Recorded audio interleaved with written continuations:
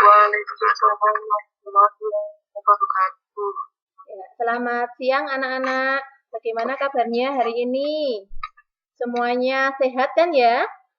Pertemuan yang kedua masih pada materi teks laporan hasil observasi. Lebih dahulu kita berdoa, sikap berdoa semuanya.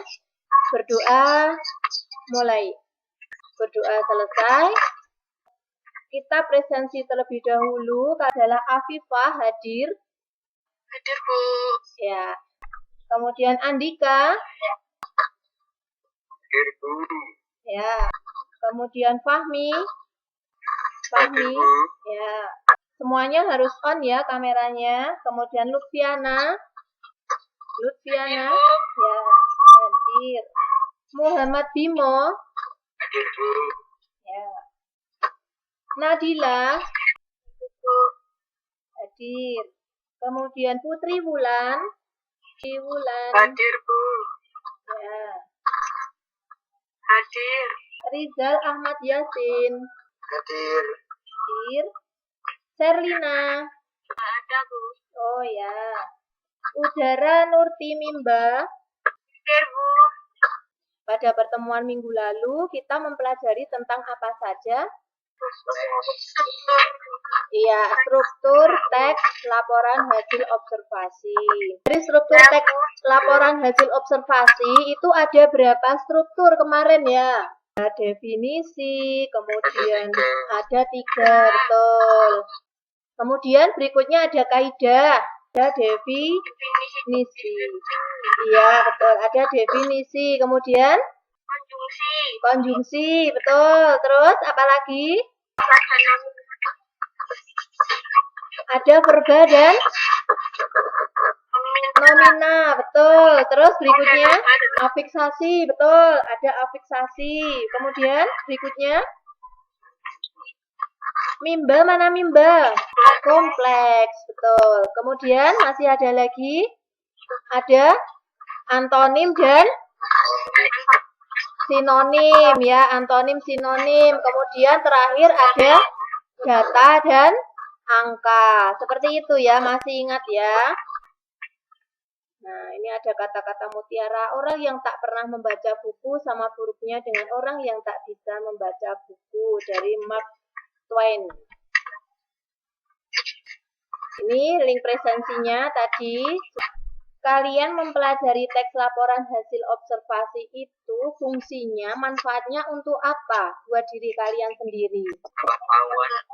Menambah pengetahuan. Mengetahui informasi. Iya, mengetahui informasi. Iya, mengetahui objek, betul ya. Kompetensi dasarnya yaitu mengonstruksikan teks laporan hasil observasi berkaitan bidang pekerjaan dengan memerhatikan isi dan aspek kebahasaan baik lisan maupun tulis. Kemudian indikatornya adalah membuat kerangka teks laporan hasil observasi, kemudian mengonstruksi teks laporan hasil observasi yaitu dengan mengembangkan kerangka yang sudah dibuat. Tujuannya adalah, tujuan pembelajarannya, peserta didik mampu untuk membuat kerangka dan mengonstruksi teks laporan hasil observasi dengan penuh kejujuran, cermat, disiplin, dan tanggung jawab. Kita akan menggunakan model PBL atau Problem Based Learning. Mengonstruksi nanti kegiatannya ada 2, yaitu membuat kerangka dan mengonstruksi teks. Membuat kerangka, pertama kita harus tahu topiknya dulu. Dan setelah itu kita membuat atau menulis gagasan pokok, kemudian baru diikuti dengan gagasan penjelas. Setelah itu baru mengembangkan dari kerangka yang sudah kita buat menjadi sebuah teks laporan hasil observasi. Berikutnya tentang menulis gagasan pokok dan gagasan penjelas. 3 jenis. Yang pertama adalah paragraf deduktif atau gagasan pokok berada di deduktif di mana? Di awal, ya betul. Kemudian jenis berikutnya adalah paragraf induktif, ada di akhir paragraf, betul. Kemudian paragraf campuran. Yang deduktif induktif Ya. Gagasan pokok di awal dan akhir paragraf. Ya, itu yang deduktif, induktif. Tuh, kalau yang induktif, deduktif, Induktif. induktif, deduktif bisa juga. Pokok di tengah paragraf. Iya, induktif, deduktif bisa juga disebut dengan paragraf generatif. Ya, gagasan pokoknya berada di tengah paragraf. Berikutnya adalah langkah-langkah membuat kerangka teks laporan hasil observasi. Nah, bagaimana langkahnya untuk membuat kerangka? Pertama, kita membuat judulnya dulu, kemudian menyusun kalimat pembukaan, kemudian menyusun isi laporan, kemudian terakhir baru menulis kalimat penutup. Berikutnya adalah langkah-langkah untuk mengonstruksi teks laporan hasil observasi. Yang pertama langkahnya adalah menentukan topik yang akan diamati. Kemudian merencanakan cara menyelesaikan masalah. Kemudian melakukan pengamatan sesuai masalah yang ditentukan, jadi mengamati objeknya. Kemudian meneliti ulang, kemudian membuat kerangka, kemudian menyusun laporan. Menyusun laporan ini berdasarkan dari kalian membuat kerangka tadi. Baru membenahi laporan. Nah, ini ada contoh. Nah, bagaimana cara membuat gagasan penjelas? Yaitu dengan membuat kalimat yang menyatakan penjelasan dari gagasan pokok. Di sini ada contoh gagasan pokok. Berupa tidak darah termasuk dalam famili Columbiad dari Ordo Columbiad yang mencakup sekitar 300 spesies burung kerabat berkicau. Ya, itu gagasan pokok. Gagasan pokoknya tentang merpati dan darah. Kemudian dari gagasan pokok itu dijelaskan atau dibuat gagasan penjelasnya. Seperti itu untuk gagasan pokok dan gagasan penjelas. Apakah ada yang ditanyakan? Insya Allah tidak. Tidak ya. Kemudian ini ada latihannya. Silahkan Brinda beri waktu 1-2 menit untuk membuat satu kalimat gagasan penjelas dari gagasan pokok. Jawabannya dikit nggak apa-apa. Nggak apa-apa, satu kalimat.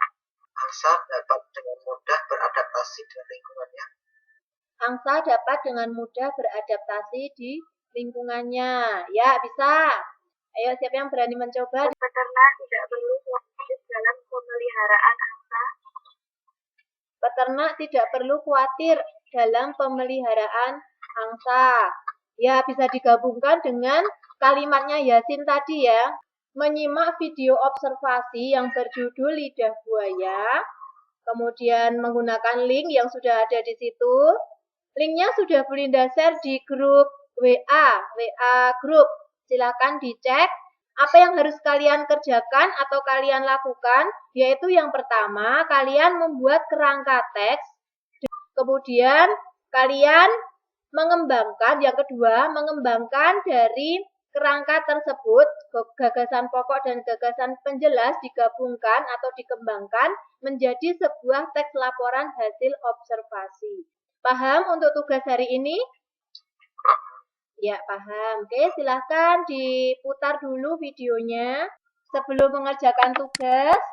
Kan ini sudah siang ya, mungkin kalian sudah lelah, sudah nggak fokus. Ada sebuah cerita, ketika Bu Linda mengucapkan kata merah, kalian geleng-geleng kepala. Dan ketika Bu Linda mengucapkan kata kuning, silahkan angguk-anggukkan kepala. Ibu dan kakak pergi ke pasar membeli semangka biji. Kakak ingin dibelikan semangka berwarna merah. Sedangkan ibu ingin membeli semangka berwarna kuning. Akhirnya ibu membeli dua-duanya, yaitu semangka berwarna merah dan semangka berwarna kuning. Mereka berdua senang karena bisa memakan semangka berwarna merah dan kuning. Ya, Fahmi kelihatan tuh geleng-geleng sama angguk-angguk. Oke, untuk relaksasi game sudah kita cukupkan. Kita kembali lagi untuk mengerjakan tugas. Kalau sudah, hasil dari pekerjaan kalian nanti ditukarkan teman sejawat atau yang lainnya itu menilai hasil pekerjaan pasangannya. Cara menilainya, nanti Bu Linda akan memberikan link pada Google Form untuk analisis hasil pekerjaan. Kegiatan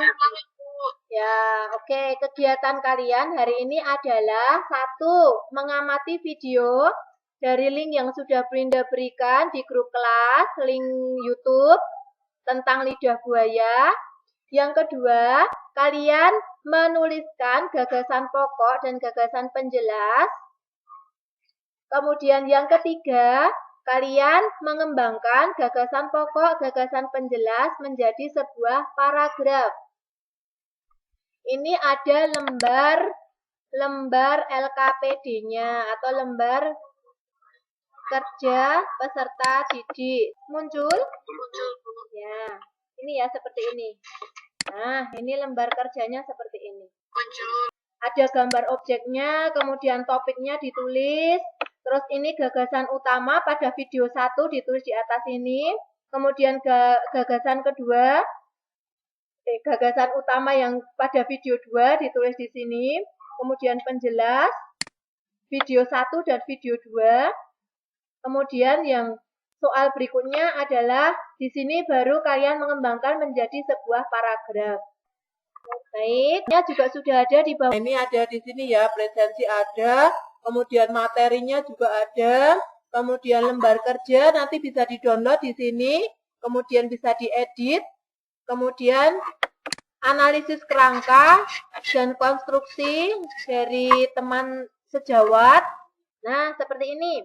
Jadi kalian menuliskan nama siswa yang dianalisis, kemudian nama siswa yang menganalisis siapa, kemudian kaidah yang tidak muncul apa, kaidah yang muncul apa, kemudian diberi simpulan, kemudian kirim, seperti itu. Paham? Adakah yang ditanyakan? Ya, paham ya.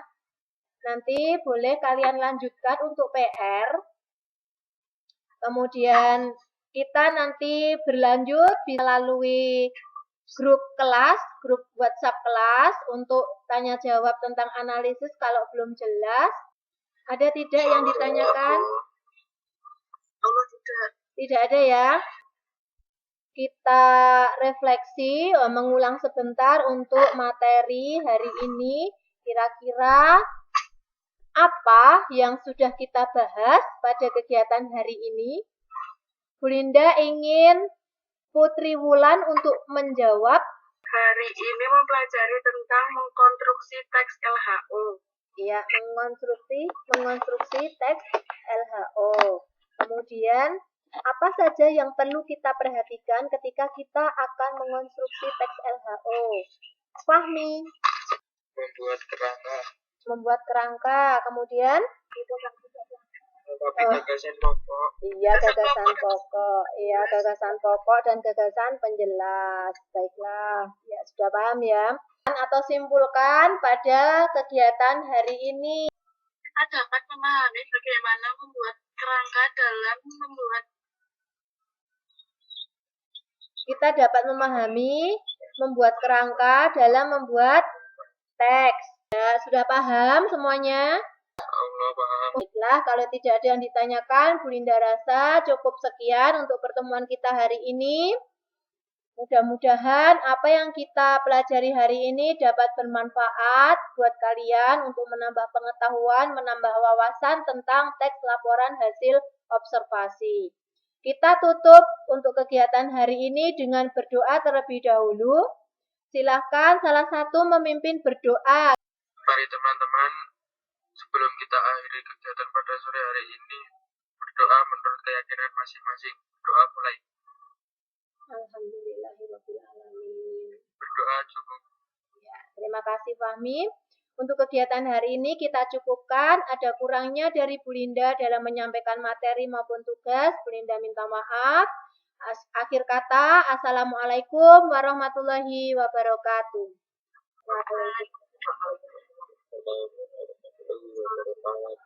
Ya, selamat sore semuanya.